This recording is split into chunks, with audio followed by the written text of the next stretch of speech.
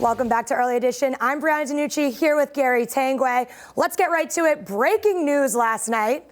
Evaldi, 4 more years. $67.5 million, though. Was that worth it? That's a lot of money. That's a lot of money. Okay, Bree, this is the way I look at it. Okay, in this day and age, you're going to have to overpay. That's just the way it is. They overpaid for David Price. It eventually paid off in the World Series. If you want a guy like Evaldi who could come in and pitch 6 or 7 innings in a World Series game and was instrumental in them winning the World Series, you're going to have to overpay for the guy. Either that, okay. So everybody says that's way too much money. You know, you're soft if you give him that too much money because his regular season numbers are not great. He's never really done this. Is he a one-hit wonder? Well, how do you know? And you can't afford to let him go because who's going to take his place? To me, he's a 2-inning closer. That's what I would use him as. They want to use him, I've heard, as a 5th starter. That's stupid. The guy should be in the pen. Well, it's just, we got him in mid-July, actually late July, because we gave up Jalen Beeks and we got him from the Rays. And he had a 6-7 record. I mean, that's nothing crazy. He had 101 strikeouts, only 20 walks, which is good. Right. But here's the thing. It's like Cora's genius, we saw it all throughout the season, is that they were having bullpen trouble. So his thing is, do you put your starters as relievers or even, like you said, a closer? We could use them for anything. So the Red Sox can use them for anything. So it's like, I don't know, 67.5 is a lot. But it's a lot of money, but again, is it worth it? It's like I think it's worth it because of what he can give you. Last year they had bullpen problems. He's also versatile enough so he can start. I understand that they're going to have to deal with the luxury tax. Yeah. But my God, they certainly have the money to do so, and they're coming off a World Series victory. So you have to overpay. That's the way it is. You are going to overpay for people in Major League Baseball. There's no doubt about it. You know, Kimbrel, I think they let him go, but you're going to overpay for the guy. Well, yeah, and it's crazy because, again, talking about Cora, it's 108 wins, and you win a World Series as a rookie manager, and you don't get Manager of the Year. I think that's absurd. Absurd. Well, what hurt Cora, and I thought he was Manager of the Year because he was able to take all those attitudes and all those egos and massage them and create a fun clubhouse. A year ago under John Farrell, it was not a happy place at all. Cora comes in, makes everybody light, makes everybody feel good. You know, in-game strategy, you could, you could second guess him, you know, from time to time like every other manager. But the way he brought everybody together in that clubhouse, to me, made a Manager of the Year. You know, what hurts a guy like Cora is the big payroll. You know, so you have other small market teams that their payroll isn't as large, but people feel with that amount of talent, you should win the World Series or you should be in the postseason. And all you have to do is basically, you know, roll out the gloves and baseballs. Well, I don't think it was just that. Honestly, I saw that he made a lot of changes, great substitutions, great pitch hitting selections. He knew what he was doing, and I think that he didn't get enough credit. Well, he didn't get enough credit, you know, because the way he managed the bullpen, which eventually, which eventually got Evaldi paid. It's like a skeleton bullpen. Yeah, he didn't have one. I mean, he had nothing. So he used Evaldi, he used Sale, Porcello, he used Price. So you're right. The way he handled the pen was, I mean, he had no choice. Right. It was necessity is the mother of invention, but he made all the right moves. You're absolutely right. I mean, he's my Manager of the Year. Well, speaking of right moves or wrong moves, let's talk about the Patriots. And let's talk about who's missing in action right now. Let's talk about Gronkowski and where he is, because he has already missed 3 games so far this season. And you know what? Not that he's even doing much during the games. He only has 530 yards, 35 receptions, and 2 touchdowns in 9 games. Yeah, he's hurt. I mean, he's really hurt. And well, my thing is this. Did the Patriots make a bad choice and not trade him when it was time to trade him? Well, they tried to trade him to Detroit, but the Lions said he's going to have to agree to come here. I think they wanted to work out some sort of contractual agreement to make sure that he would, stick around. But then he said, Gronkowski told me, he said, look, if I'm not with the Patriots, I'm retiring. So Gronkowski made it impossible to be traded because he said, if I'm not playing for Brady, I'm quitting. So nobody wanted him. So Belichick was stuck with him. And I think that Bill, once again, knew that it was time. Well, you see that he's not even throwing it to him anymore. Like, he's not even getting any opportunities. He's not doing anything with the minutes that he is in the game. Yeah. And I looked at it and I said, guy now. Right, and I looked at it and I said, because the Patriots are 9-3, they're first in the AFC East, and I said, okay, well, with Gronkowski out, did those 3 losses come from his absence? And no. The one loss that they had with him out was the Titans. And that was a tough game. Yeah, they All didn't 3 show losses up. were by double digits, which was kind of not like the Patriots to lose in double-digit fashion 3 times to the Bears, to the Packers, and to the Titans. But the Titans was a close game.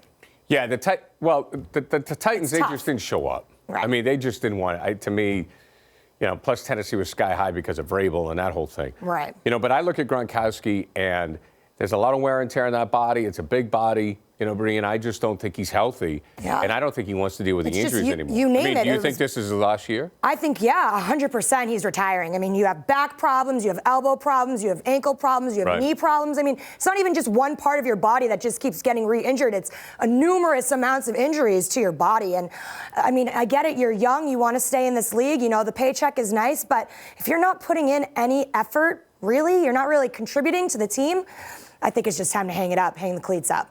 Okay. It's that time.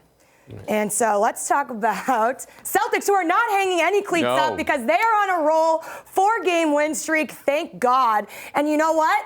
Hayward, is he back?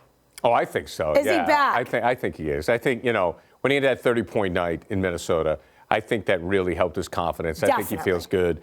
That Gatorade shower definitely helped as well. Yeah. Jaylen Brown came back, played well against the Knicks. Both of them coming off the bench. Well, that could be the key. Maybe. So again, with Brad, he is a genius as well. Him and Cora, they kind of had a little moment at one of the Celtics games, and it was great. Here's the thing with Brad. He doesn't care about egos. He doesn't care about what your paycheck is. Gordon Hayward has a $128 million contract for the Celtics, and guess what? You are the most paid 6 man right now. Like, I mean, you're not a Lou Williams, no, but it's like he has to do what he has to do to benefit the team. It's the team above self, and that's what's going to happen here with the Celtics always. Brad doesn't care who you are, doesn't care if you're Kyrie Irving, doesn't care if you're Gordon Hayward. You will go on the bench if you have to. Right. I mean, it's all about the minutes too. I mean, I think that you will look and you will see that Gordon will get a lot of minutes. Coming off the bench, he's not going to start the game, but he'll finish the game. Right. And it provides more opportunity. I mean, if Jaylen Brown and Gordon Hayward come in with the second unit and the starters hit the bench, there's more basketballs to go around. You get Kyrie and Tatum, and they can score now with the first unit, and these two can come off and score with the second unit. Yeah. It's not all crowded with them being in one lineup. No, I agree. I think on paper, everyone overhypes the Celtics this year because I did. Everyone I did too. I was like, yeah, everyone's healthy, everyone's back, it's going to be great. But you know what? If you looked at it last year, if you really looked at it, it was a third-string team at the end of the year. Right. It was back was to the wall. It was all effort from third-string players getting 30 minutes a game. And they weren't even used to 10, 15 minutes, maybe max, if it was a regular season game, if it was regular and everyone was healthy. So my thing was this. On paper, it looked like the Celtics were going to have like a 20-run game where they're winning and they're just killing everybody. And no, that wasn't the case. They didn't know how to gel with each other, play with each other. They had no idea. No, and also that was because they had a short preseason. Yep. And a lot of their players weren't cleared for 5-on-5s. They weren't healthy. Yep. And they didn't get to practice with each other. No, so now, 20-something games in, you see that chemistry coming. Well, that's a really good point. I mean, the training camp was really short. So short. Really short. Like, shorter than their preseason. And they had 4 games. I mean, they had like 2 days of training camp. I mean, they're starting the season in mid-October.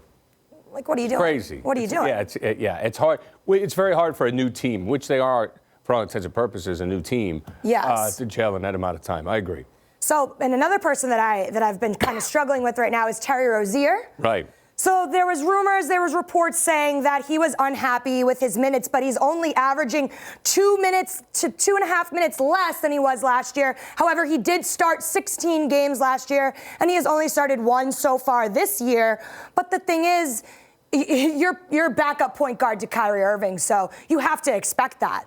Well, you do. You have to expect especially, when he had a chance to play so much in the playoffs. Right. That's the hard part for a guy to all of a sudden take a back seat after playing at this level in the postseason where there's so much intensity and so much excitement. Like you got a taste of that, and then you got it ripped away from you. Well, and that's just it. But he's going to be elsewhere. I think they may trade him by the deadline, or he'll be elsewhere next year making more money. You think they can't keep everybody. Yeah, huh? You're right. They can't keep everybody. They can't keep everybody. He's going to be a restricted free agent. I would think so. And Wanamaker looks pretty good as well as the third string. he did pretty well last night. He had 4 minutes, but he had a 3 or 2. I just don't think you're going to I think Rozier, are you going to match what Rozier gets on the open market as a restricted free agent? And I know there's some compensation that goes to the Celtics, but I think when other teams look at Terry Rozier and what he did last year when he has the opportunity to play, they'll go for it. But my thing is this, it's like you don't want to get rid of your backups because Irving could get hurt again. He's not fully healthy, and that's the thing. None of the team is fully healthy. You just saw Aaron Baines went down. Irving actually, coincidentally, ironically, last night had a shoulder issue at the end of the game. So will he play tomorrow against the Bulls? We don't know. Will he get limited minutes because maybe his arm's going to hurt him during the game? We don't know. Yeah. So maybe Terry will get those minutes and will get that opportunity. Well, so they should rest him against the Bulls. He doesn't need to play against the Bulls. Yeah. But you know what? Should be an easy win. It should be. I say that, but the Celtics tend to play down to lower competition. They do. And it infuriates me. Oh, it's so frustrating. 14-10 right now? Come on. Yeah, Last year they were on a 16-2 run to start. Right. It's just you gotta really figure it out. And I think you see Brad changing his starting five and his rotations so much, trying to see who plays well with who.